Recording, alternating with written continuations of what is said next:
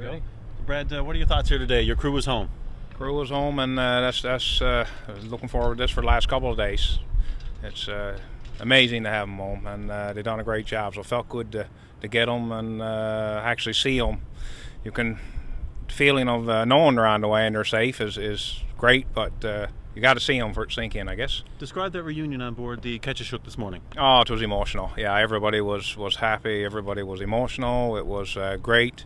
All the crew of the Ketchish were there too, and they're heroes as well, because they helped the crew and done everything they could do. And not only thumbs up for OCI, the Ketchish, the captain, skipper, and crew for looking out to my boys, and they had a hard time going to rescue the boys too. They were in a storm, and I can't say well enough. OCI have had a bad name, and this just goes to show they are Newfoundlanders. There was a Greenland boat that pulled the boys out of the water, but the Ketchish turned around. They were heading home, and they turned around 100 miles, beat their way back in the storm to try to help. When they got there, the boys were out of the water, and they transferred them, took them home, because it's the right thing to do, and that's what Newfoundlanders do. We hold together. And being on the water and seafarers, you got to look out to one another and each other. So that's what we've been doing. Was it emotional for you this morning as well to see this reunion? Oh yeah. It was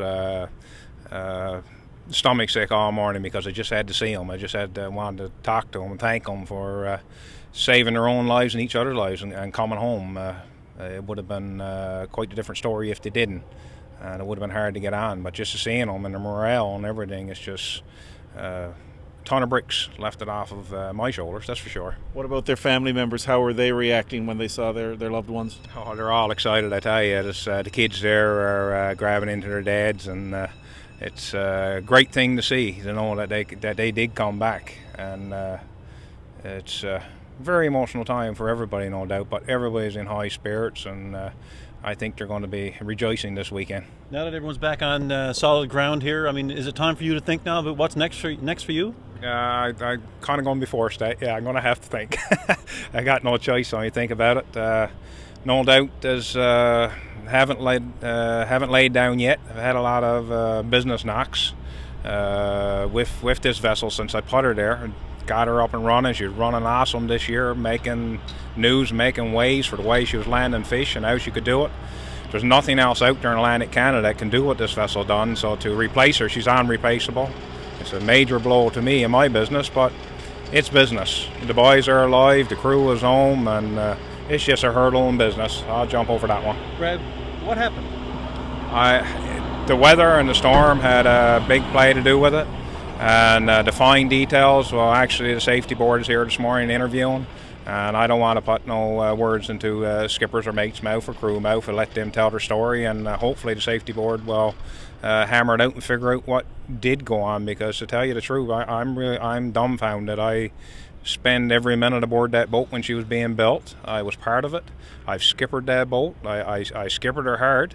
I know what she was capable of, and I still find it very hard to believe that Mother Nature took her down. I can't believe it, but she did. And is it under the water now, completely? I was told by Coast Guard that the military confirmed that she was gone. Yeah.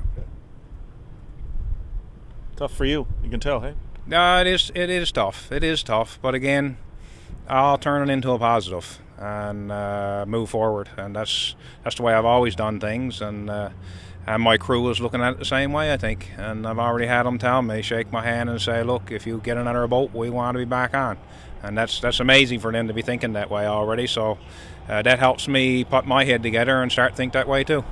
Do you have insurance on the boat? Can it be insured?